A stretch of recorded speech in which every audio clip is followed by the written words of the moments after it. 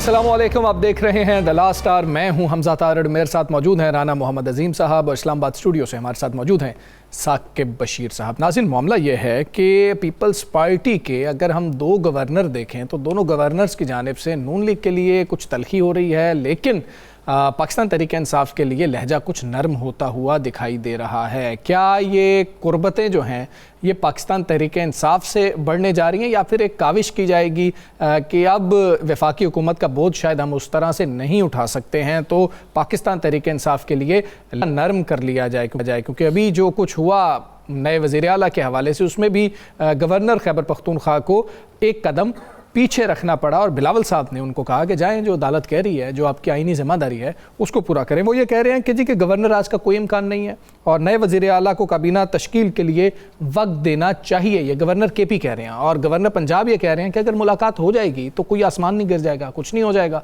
अब मुलाकात होने दें। सुहेल आफरीदी की बानी PTI से। तो ये जो बयानात हैं इसके ऊपर हमने बात करनी है, क्यों हो रहे हैं। इसके अलावा 26वीं तरमीम को 1 साल हो गया है, उस पर बात करेंगे। 27वीं तरमीम की बाज़गश्त है, उस पर बात करेंगे।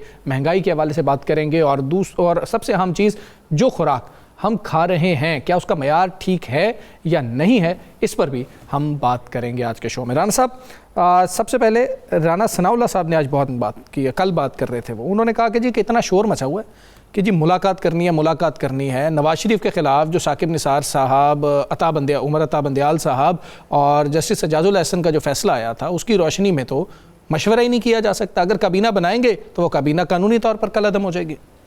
बिस्मिल्लाहिर्रहमानिर्रहीम, अस्सलातु वस्सलामु अलैका या सय्यदी या रसूल अल्लाह, अस्सलातु वस्सलामु अलैका या सय्यदी या हबीब अल्लाह।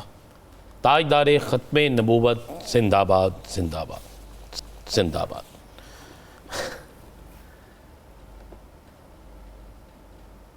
उस फैसले के बाद जेल में, लंदन में कितनी दफ़ा हुकूमत गई जी, ये सबको पता है ना।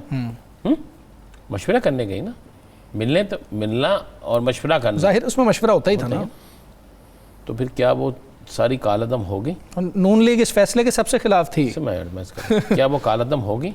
नहीं। और भाई गुजरा देखें, मैं फिर बड़ी सिंपल सी बात है, हमारी खबर किस तरह चलेगी? हम ऐसे बयान नहीं देंगे तो। कहा गया ये वज़ीर आला नहीं बनेगा, बन गया, ठीक है।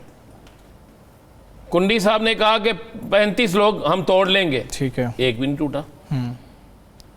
ठीक है, आज वैसे नरम हो गए हैं वो, इतना तो हम भाई नरम हो गए ना। मैं कह रहा हूँ बिल्कुल नरम हो गए। उसमें क्या उन्होंने कोई ये कह दिया है? आज ये कहना बनता था अगर नरम होना है कि पाकिस्तान पीपल्स पार्टी जो है वो KP के हुकूमत के साथ खड़ी होगी इसके यहाँ पे अमन के लिए, और हम भी आपको ऑफर करते हैं जी, हम भी आपके साथ हैं।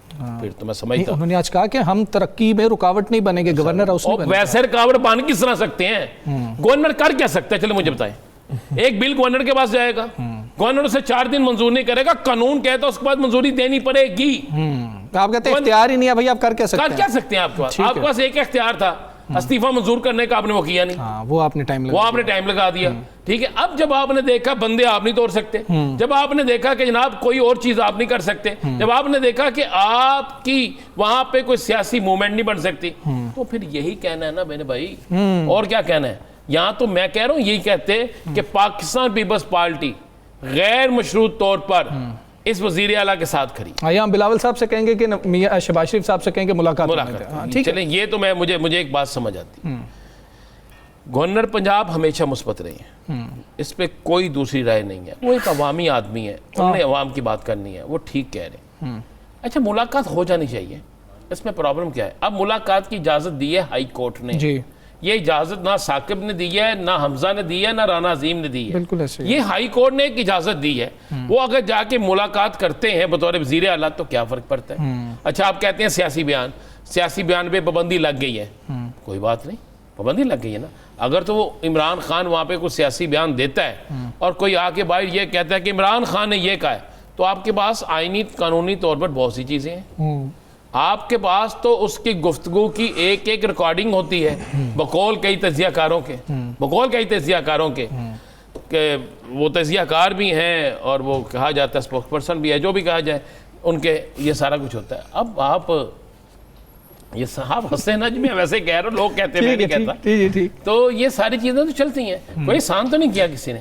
भाई मामला ये है कि अगर इस मुल्क को देखें, आज एक इतना बड़ा हादसा हो गया जी, पहले कल एक इस्लामाबाद में हादसा हो गया जी, उस जवान पुलिस अफसर को, मैं कह रहा हूँ कि खुदा की कसम आज उसके जनाजा पे मैं भी गया और रोना आता था। उस केस की तफ्तीश हो रही है, जो भी होगा बड़ी मुश्किल से बनती है अफसर। आज एक SSP हंगो में शहीद हो गए जी, 2 पुलिस एहलकार शहीद हो गए जी। अच्छा, बलोचिस्तान में कुछ आवाज़ें आ रही हैं, मुख्तलिफ जगह से आ रही हैं। हमने सोचा कभी कि हमने इसको ख़त्म करना है। हम दहशत गर्दी के ख़िलाफ़ लड़ रहे हैं, हमारे फ़ौजी जवान, हमारी पुलिस जो है, हमारे आम शहरी जो है वो शहादतें दे रहे हैं जी, वो सारा कुछ कर रहे हैं। तो क्या इस सारे सिनेरियो में हमें आपस में लड़ना है? एक मुलाकात अगर हम करवा दें और उसके बाद कि जनाब आपकी मुलाकात होगी, अब तवज्जो दें अपने सूबे पे, हाँ जी, आप काम करें दहशतगर्दी के हाथ में के लिए, क्या फ़र्क पड़ता है? हाँ, जिस सूबे में आपको सबसे ज़्यादा स्टेबिलिटी इस वक्त दरकार है, आप उसको कम से कम चलने दें, कभी ना बनने दें। क्या फ़र्क पड़ता है? क्या वहाँ पर उस मुलाकात के बाद वो मुलाकात 6.5 साल की होनी है? वो मुलाकात पे क्या सुहेल अफरीदी ने कहना जी नहीं जी मैं तो इन्होंने नाल लेके जाना है? हाँ, दूसरा अगर कोई ऐसी बाहर आके कोई काम सुहेल अफरीदी ऐसा करेंगे तो आपके पास तो बड़ा अच्छा जवाब है कि जी इमरान खान ने कहा होगा मुलाकात करके आए तो ऐसा कर रहे हैं, आप एक दफ़ा करने दें, फिर उनके एक्शंस को देखें। देखें, ये पहले बात यह है कि ख़राबी कहाँ से पैदा हो रही है, मैंने कल भी कहा था। जी जी, अब खराबी पैदा ये हो रही है कि अदालत के हुक्म पे आप मुलाकात नहीं करने दे रहे। इम्प्लीमेंटेशन नहीं हो रही। साकिब बशीर एक ऐनी गवाह है, ऐनी शाहिद है, बल्कि इससे बड़ा हम नहीं किसी और को गवाह समझते, जो कहता है कि मेरे सामने लिस्ट भी दे दी गई, जजिस के सामने लिस्ट भी दे दी गई, तो अब फिर उसके बाद अगर कहे कि हमें तो लिस्ट नहीं मिली। वो टाइम का भी कोई इशू आ रहा है कि 5 बज गए थे शायद। कौन से 5 बज गए? सुबह 7 बजे अगर आप नहीं, मैं कल वाले की बात कर रहा हूँ। कल वाले का सुबह 7 बजे के आप गेट खोल सकते हैं, आप मुलाकात करवा सकते हैं। हाँ, तो 5 के बाद, तो 5 बजे के बाद क्या होता है? कितनी मुलाकातें चले, मैं आपको गिना देता हूँ जो 5 बजे के बाद होती है। अगर अदालत रात 12 बजे तक उसी जेल के अंदर लग सकती है तो फिर मुलाकात क्यों नहीं हो सकती? ठीक है। आज देखें, आज जो जलसा है चारसदा का, हाँ जी, आज वहां पर उन्होंने अपना आप शो कर दिया ना।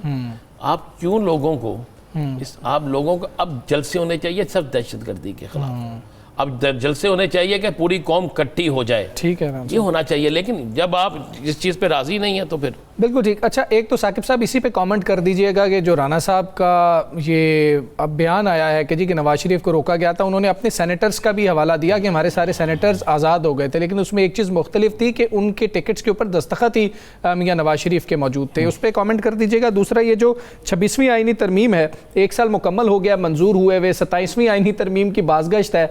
26वीं का भी समातें चल रही होंगी और 27वीं आ जाएगी, तो फिर 26वीं का क्या बनेगा? और ये 1 साल में हुआ क्या कुछ? हमजा, ये राना सनाउल्लाह साहब ने जो बात की है, मुझे बड़ी हैरत होती है कि राना सनाउल्लाह ये बात कर रहे हैं। राना सनाउल्लाह साहब आज तक ये कहते रहे हैं कि उन पर मनशियात का एक झूठा मुकदमा हुआ जी। तो आज उनकी हुकूमत में किसी और पर हो रहा है तो वो बोलते तो हैं लेकिन अमली तौर पर हमें नज़र नहीं आता।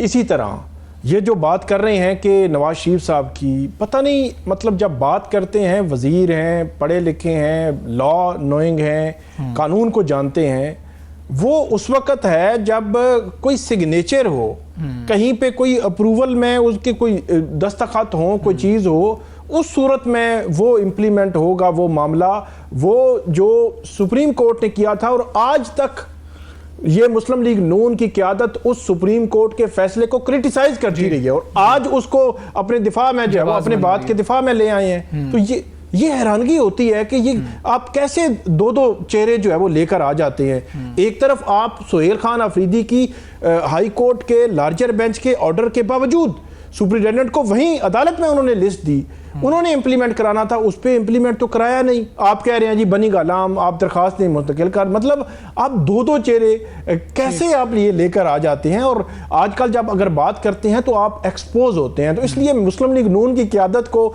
ऐसी बातें मेरा ख्याल है ज़ेब नहीं देती। जहाँ तक आपने जो बात की 26वीं आईनी तरमीम को 1 साल मुकम्मल हो गया है, हुकूमत को क्या उनको जो मकासद थे, जो उसकी ख्वाहिश थी, जो मंशा थी, क्या पूरी हुई? अगर कोई ये सवाल करे तो मेरा जवाब, मेरा एनालिसिस उस पर यह है कि बिल्कुल हुकूमत बहुत खुश है।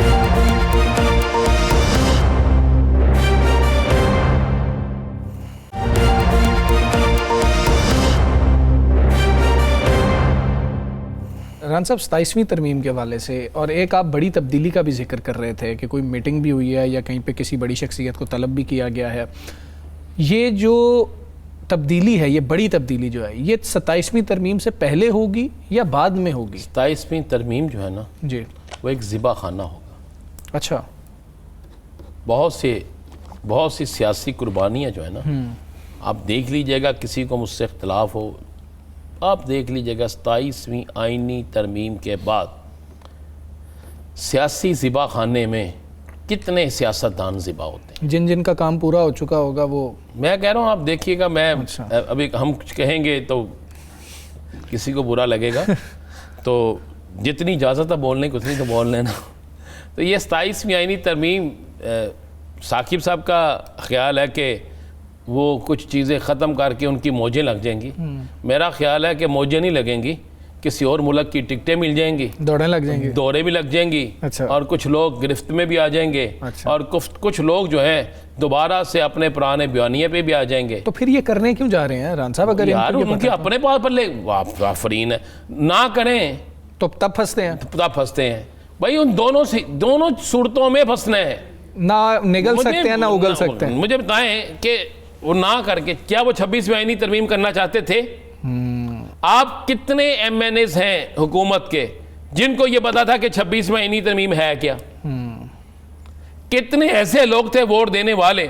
आज भी मैं चैलेंज से कहता हूं, 26वीं आईनी तरमीम की तमाम शिकों को लेकर सब मुत्तफिक नहीं थे।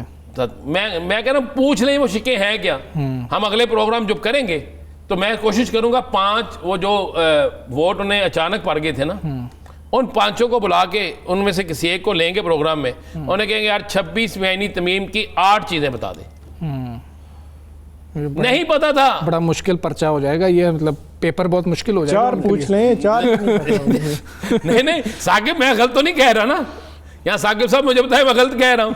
तो जब मुझे मैं कह रहा हूँ आपने 8 बहुत बड़ा बता दिया। आप 2 भी पूछे तो हो सकता है। नहीं 2 भी नहीं साकिब भाई वो कह रहे हैं कि सबसे मुश्तरका 8 पूछ लूंगा सबसे 1 1 1 2 पूछ लेंगे। ठीक है, तो जब उनको यही नहीं पता होता, उन्हें ना इस तरह एक पर्चा पकड़ाया जाता है, फरो यार साइन कर, उसकी क्या जरूरत है साइन ना करे। ठीक है, बात इस 27 में भी वैसे ही होना है। मैं आपको बता रहा हूँ कि ये सेम जो है ना उसी तरीके से होना है कि जब मैं खावा तो मरा, जब मैं बाहर कड्डा तो फिर भी मरा। ठीक है, तो वो ये एक ऐसा चीज होने वाली है। और मैं आपको एक और खबर दे दूं जी, एक बड़ी शख्सियत को बुलाया गया, उसे कहा गया कि आप एक बड़े वाक़ये को एक अदारे के साथ मुंसलिक कर रहे हैं। अच्छा, प्रोपेगेंडा कर रहे हैं, हमने नहीं किया फलाने ने किया, तो बंदे तो पुत्र बन जाओ। अच्छा, जब मजे ले रहे हो ना तो बाकी भी सारी चीज़ें फेस करो। ये हर चीज़ कर रहे हो तो बाकी भी फेस करो। बड़ा सख्त पैगाम दिया गया, जिसके बाद अब उन्हें फेस करना पड़ेगा और परेशानी भी होगी। चले परेशानी नहीं, इस वक्त तो परेशानी उनके लिए होगी। अच्छा साकिब साहब, ये जो TLP वाला मामला है, 2 आरा क्यों पाई जा रही हैं इस हवाले से? बतौर तंजीम पाबंदी है, बतौर सियासी जमात पाबंदी है, ये मामला है क्या? एक तो रात को भी हमने डिस्कस किया था कि आइन का आर्टिकल 17 है जो इस पाबंदी की इजाज़त देता है हुकूमत को। फिर इलेक्शन एक्ट में भी एक शेक मौजूद है जिसके तहत ये पाबंदी लग सकती है। लेकिन हुकूमत की जानिब से उनको जो ATA है, जो दहशतगर्दी का कानून है, दहशतगर्दी के ख़ात्मे का कानून है, उसमें एक शेक है कि आप किसी भी तंजीम को दहशतगर्दाना कार्रवाइयों में मुलव्वस होने की बुनियाद पर कलअदम कर सकते हैं। अब हुकूमत ने उनको कलअदम किया है। अब एक नई जो वो जहद सामने आई है कि कलअदम किया है, तो इसकी बुनियाद पर हुकूमत क्या इलेक्शन कमीशन में जो वो भेजेगी उसको कि ये कलअदम हो चुकी हैं, पॉलिटिकल पार्टी ख़त्म की जाए, या जो है वो सुप्रीम कोर्ट ऑफ पाकिस्तान में भेजेगी? क्योंकि आर्टिकल 17 तो क्लियर है, लेकिन जो दहशतगर्दी, इंसदाद दहशतगर्दी का जो कानून है उसमें कहीं नहीं लिखा हुआ कि आप किसी भी तंजीम को कलअदम कर दें तो उसका जो सियासी पार्टी का स्टेटस है वो ख़त्म हो जाएगा। या वो ख़त्म कैसे होगा, ये खबरें आ रही हैं कि अब हुकूमत इस हवाले से सोच रही है। कोई अटॉर्नी जनरल और लॉ मिनिस्ट्री जो है उनसे उन्होंने राय मांगी है कि अब इसको जो है वो इलेक्शन कमीशन को भेजा जाए, लेकिन जो सियासी जमात ख़त्म होने का मामला है वो सुप्रीम कोर्ट ने ही करना है। अब हुकूमत क्या उसको दोबारा से इसको आर्टिकल 17 के तहत ख़त्म करना चाहेगी, या एक और बात भी है, हो सकता है कि हुकूमत उसको कलअदम करार देकर इसको यहीं पे छोड़ दे और उनके सारे जो जितने भी प्रोजेक्ट्स हैं, जितनी चीज़ें, अकाउंट्स, हर चीज़ बंद कर दे, गिरफ्तारियां कर ले और उसके बाद इस मामले को जूं का तू ही रहने दे। और आने वाले वक्त में जिस तरह पीटीआई ने 2021 में किया था तो रिवर्स हो गया था, अब लगता नहीं है रिवर्स होगा, लेकिन आगे कैसे बढ़ेगा अभी कानूनी दिमाग जो है वो उस पर फैसला करना है, मुशावरत जारी है, अभी कानूनी फैसला जो है वो आएगा। अच्छा राना साहब, अगर हम बात करें आम आदमी की, जो कि बहुत ज़्यादा ज़रूरी है, हम कोशिश भी करते रहते हैं। लाहौर में रोटी की कीमत में इजाफा हुआ है, रावलपिंडी में 28 तारीख को तंदूर बंद रखने का जी ऐलान कर दिया गया है, और वो ये कह रहे हैं, जो एसोसिएशन है उनकी, वो ये कह रही है कि जी आटे की बोरी की कीमत में 4,500 से 5,000 का इजाफा हुआ है। तो आप हमसे कैसे उम्मीद लगाते हैं? नहीं हुआ। आप चले मेरे साथ, 3 रुपये में या 6 रुपये में रोटी मिल रही है, 10 रुपये किलो सब्जी मिल रही है, चने की दाल जो है वो साथ मुफ्त दे देते हैं, अगर आप 1 किलो लें तो साथ आधा किलो मुफ्त दे देंगे वो।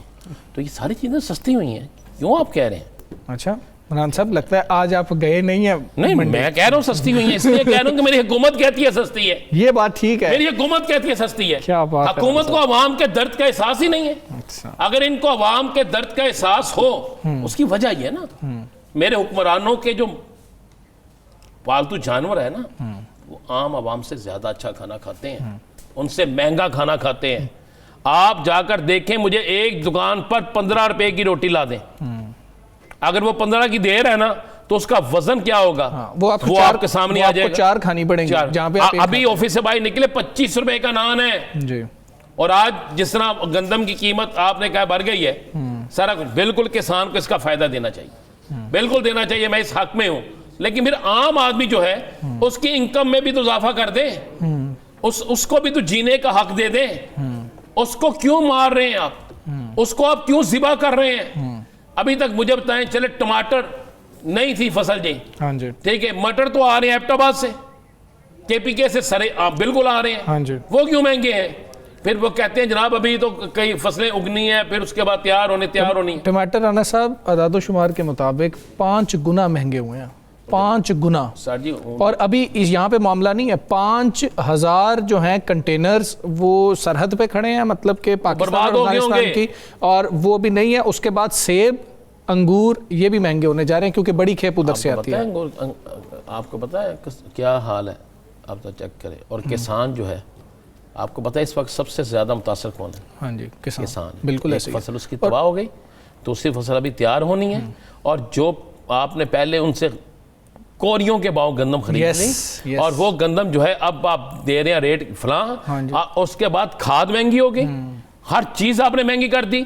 उस ट्यूबवेल को जो चलना है पानी के लिए, उसके क्या है, एक तो उसकी आधी जमीन खत्म हो गई, हाँ जी, एक आप उससे हर चीज महंगी दे रहे हैं, ठीक है, फिर वो सस्ती बेचेगा, खुदकशियां होंगी, वो खुदकशियां करेंगे।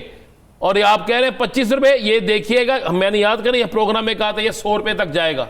उसकी वजह ये हमारी प्राइस कंट्रोल कमेटियां नहीं, प्राइस कंट्रोल उसकी वजह है कि वो क्यों ना बेचे। बिल्कुल ऐसी ईरान साहब, ये जो किसान वाली बात है ना, कि किसान को कोई अब फायदा नहीं इससे रहा है, क्योंकि किसान से आपने सस्ती खरीद ली थी, आपने रेट अगर चढ़ाए भी हैं तो वो बाद में चढ़ाए, और जखीरा अंदोज जो हैं उनको इसका फायदा होता है। किसान अगर उसको जखीरा अंदोजी करेगा तो वो अगली फसल बीज ही नहीं सकता है। ये बात समझनी गवर्नमेंट के लिए बहुत ज़्यादा ज़रूरी है। यहाँ पर हम ब्रेक लेंगे, ब्रेक के बाद वापस आते हैं। स्टे विद अस।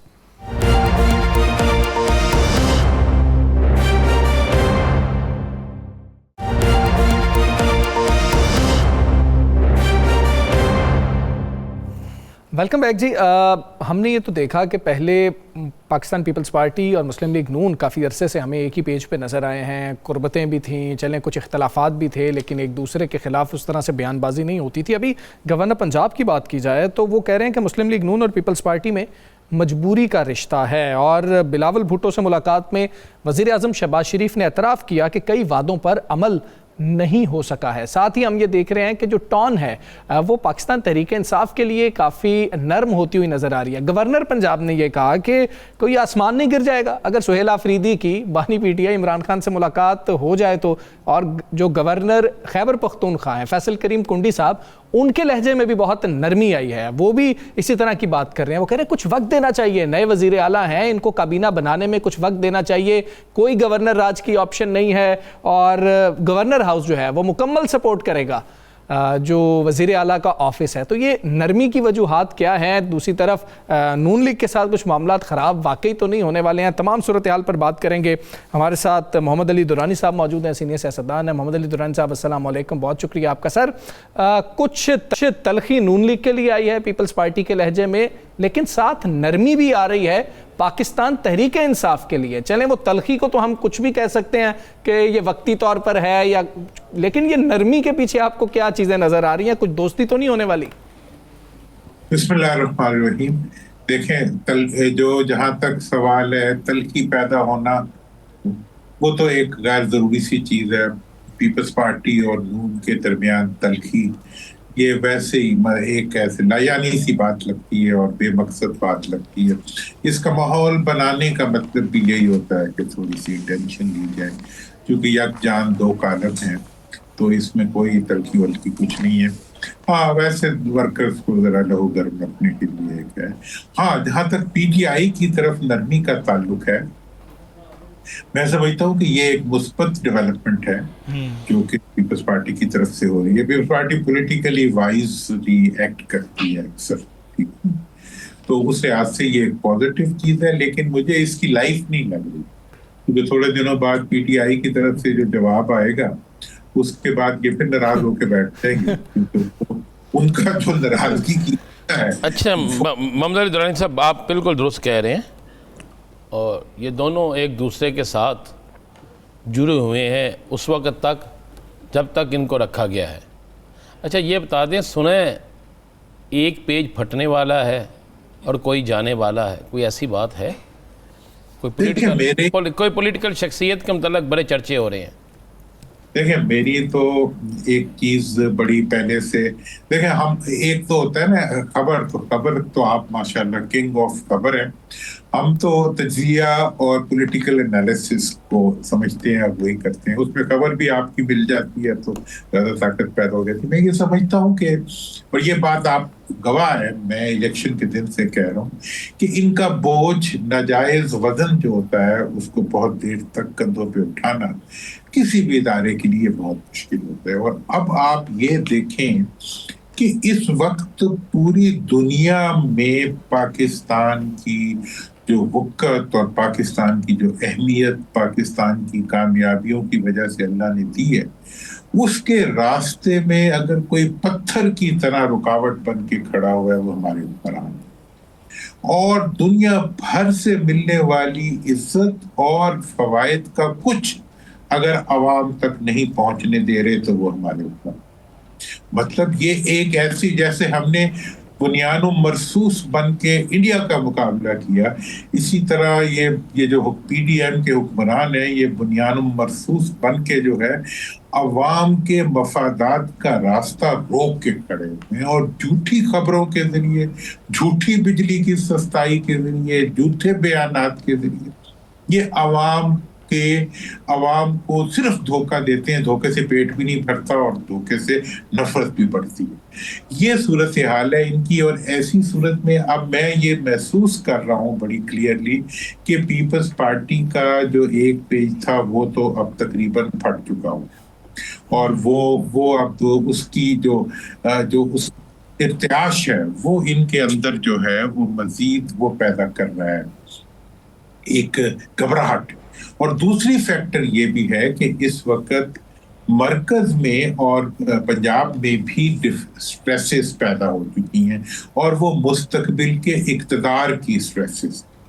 मतलब ये है कि मरकज की जो अख्तियार है या मरकजी हुकूमत और सूबाई के जो फासले पैदा हो रहे हैं, वो फासले जो हैं वो यकीनी तौर पर एक बड़े विजिबल वो है मतलब फासले हैं, और वो तो वही जो दुनिया देखती आई है, हमने तारीख में पढ़ा है, जो मरूसी सल्तनतें जो होती हैं उसमें झगड़े मरूसियत के ऊपर ही होते हैं। मैंने तो पहले भी कहा था, मैं कहा जी थोड़े दिनों बाद मियां साहब तहरीक चलाएंगे, मुझे वजीर आजम क्यों नहीं बना, ठीक है ना। तो वो भी अब चीजें सामने आना शुरू हो जाएंगी। तो लिहाजा इस वक्त जो सेटअप है वो पार्टी की लीडरशिप की मरूसियत की पॉलिसी के साथ इन लाइन नहीं, इसलिए फासले भी पैदा हो रहे हैं।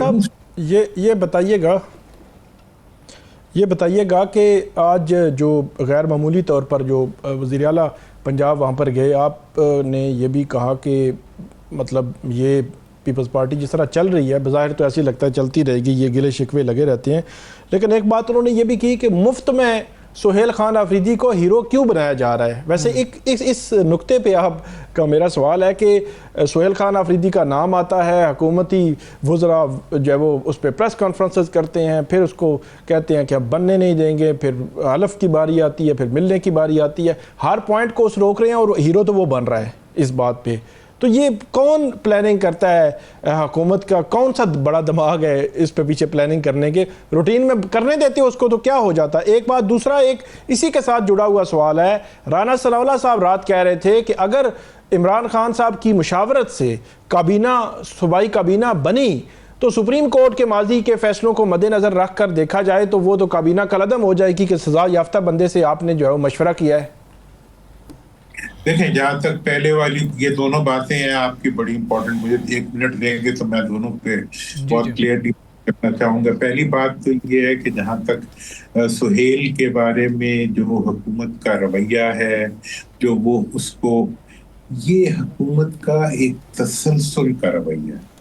उन्हें हर वक्त खौफ ये लगा रहता है कि ऑपोजिशन यानी कि पीटीआई और एस्टैब्लिशमेंट के दरमियान अगर फासले कम हो गए तो वो कल सड़क पे पड़े होंगे।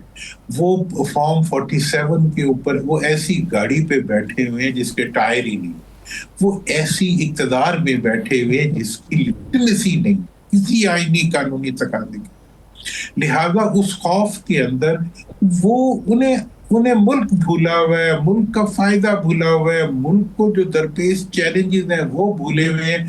उन्हें अगर याद है तो ये याद है कि उन्होंने किस तरीके से ऑपोजिशन के साथ लड़ाई रखनी है ताकि ऑपोजिशन सख्त बात करे और उनका और एस्टैब्लिशमेंट के दरमियान फासले जो हैं वो बढ़ते जाए। हमने भी तय किया हुआ है कि हमने पाकिस्तान के इदारों और पाकिस्तान के सियासतदानों को आपस में नहीं लड़ने देना, पाकिस्तान के अवाम को और पाकिस्तान के इदारों को हमने नहीं लड़ने देना। ये मेरा फैसला है, चले, ये आपका भी फैसला है, ये हर पाकिस्तानी का फैसला है कि हम इंडिया से लड़ेंगे, हम अफगानिस्तान अगर पाकिस्तान पे तारुज़ करेगा हम उससे लड़ेंगे, हम पूरी दुनिया से लड़ेंगे, लेकिन हम अंदर अपनी अफवाज को पाकिस्तान के अंदर नहीं किसी से लड़ाएंगे और ना लड़ने देंगे। और हुकूमत का एक ही टारगेट है कि किसी तरीके से इन दोनों को आपस में टकराव में रखें। ये और इसी वजह से सुहेल के मामूली सा मामला है, भाई एक वजीर आला बना है उसको आप मिलने दें, ये कहते नहीं हमने नहीं मिलने देना और तमाशा लगाया। अब जहां तक राना साहब की बात है, राना साहब हमारे पसंदीदा किरदार हैं, लेकिन मैं ये समझता हूं कि शायद उन पे एजाज चौधरी की सीट का कोई मनफी असर पड़ गया है। मतलब ये है कि वो जब तक वो इलेक्ट नहीं हुए थे मैं उनकी हर बात को हमेशा अप्रिशिएट करता था और वो हमेशा कानून की बात करते थे। अब वो इलिजिटिमेट, मेरा ख्याल है कि ये जो सीटें हैं ना जो कि नाजायज सीटें हैं, इनके ऊपर हर आने वाले की सोच भी नाजायज हो जाती है। अब राणा साहब ने ये जो कुछ फरमाया है ये उनके स्टेटस और उनका जो पॉलिटिकल कद है और जो उनकी माजी की सियासी कुर्बानियां हैं उनसे मैच नहीं खाता। ये बात इतनी हल्की है जो कि राणा साहब की जूती को भी सूट नहीं करती, लेकिन वो कर रहे हैं। अब इसके ऊपर मैं तो सवाल, चूंकि देखें सियासत में आपके मुखालिफ भी क्यों ना, उनमें से भी आप पसंदीदा लोगों को ढूंढते हैं। बहुत शुक्रिया दुरानी साहब आपका, आपने प्रोग्राम में हमें ज्वाइन किया। यहाँ पर ब्रेक लेंगे, ब्रेक के बाद वापस आते हैं। स्टे विद अस।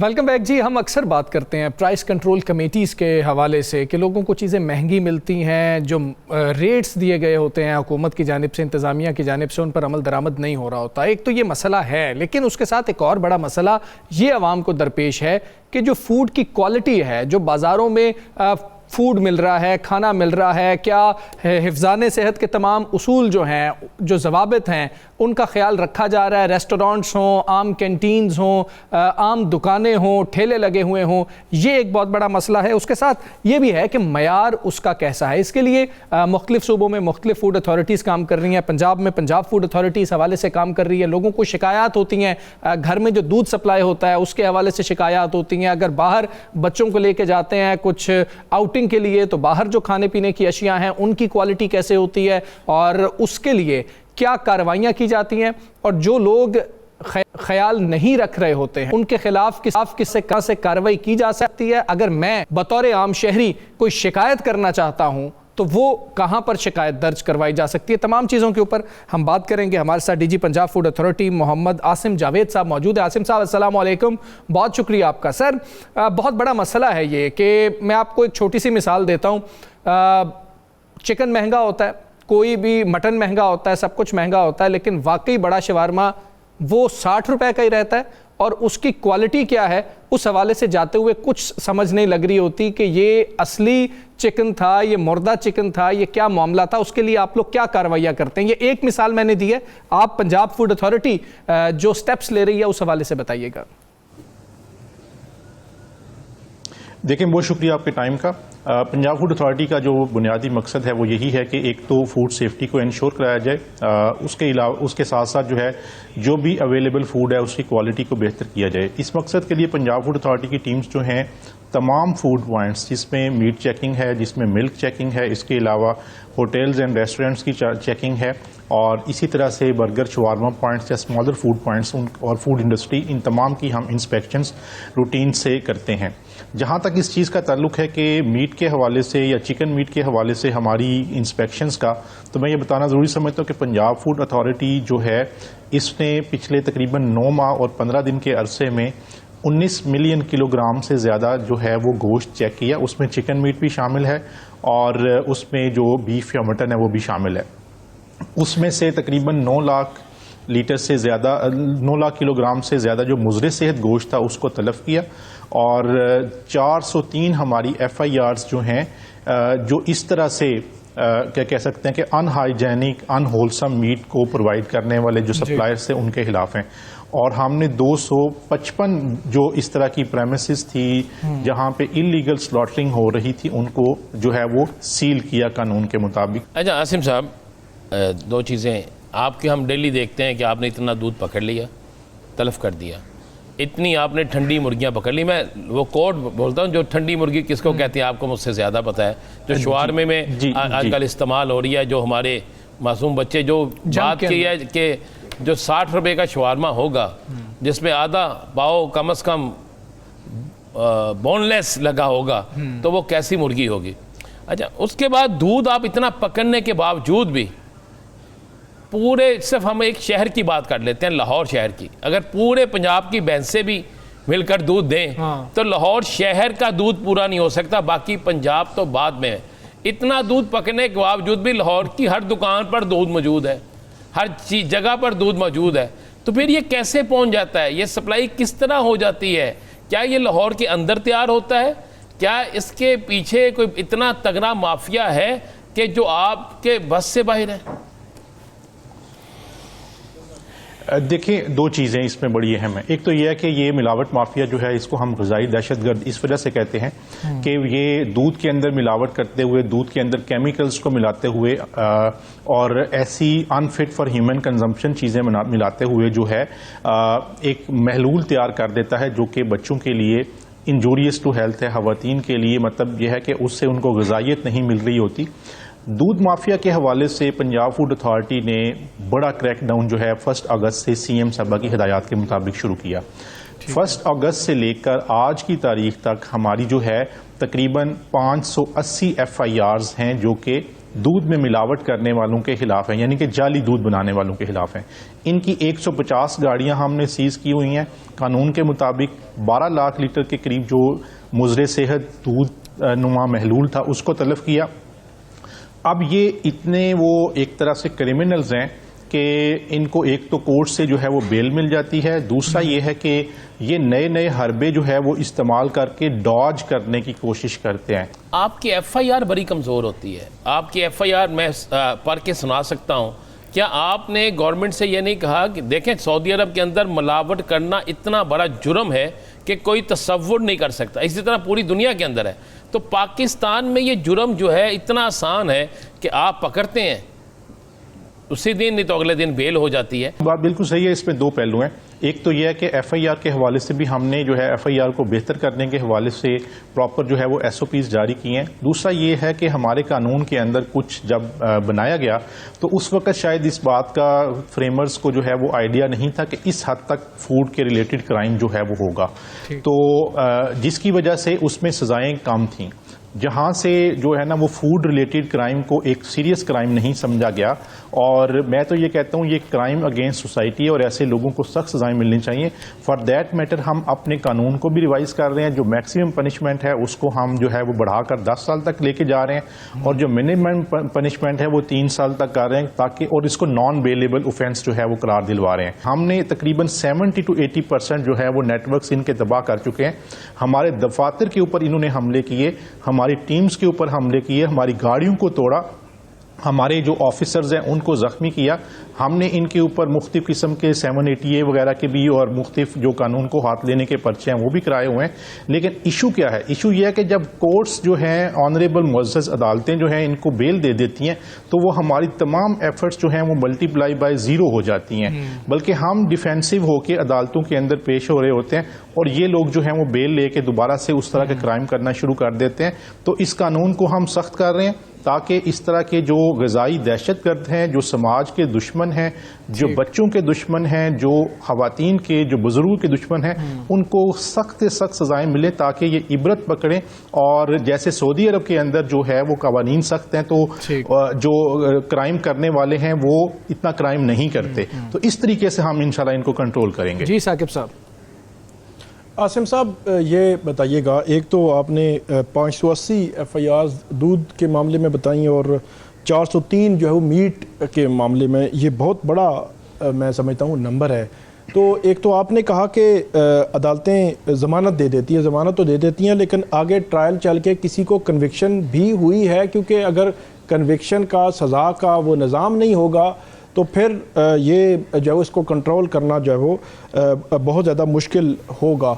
और दूसरा आप एक बताइएगा कि अवेयरनेस हम देखते रहते हैं, इश्तिहार और सारी चीज़ें, ये जो महलूल की आपने बात की कि दूध के अंदर एक ख़ास महलूल होता है, फ़र्ज़ करें कि रावलपिंडी या लाहौर के किसी मखसूस इलाके में वो दूध बेचा जा रहा है, 1 माह गुजर गया है, 1 साल गुजर गया है, 2 साल गुजर गए हैं और 2 साल के बाद आपने छापा मारा है और वहाँ से तो उसकी कोई जो जायका है या कोई ऐसी चीज़ जो वहाँ पे लोग ख़रीद रहे हैं, कोई ख़ास चीज़ आपने आगाही के लिए दी हो कि उनको पता चल जाए कि ये असली दूध है या इसमें महलूल है?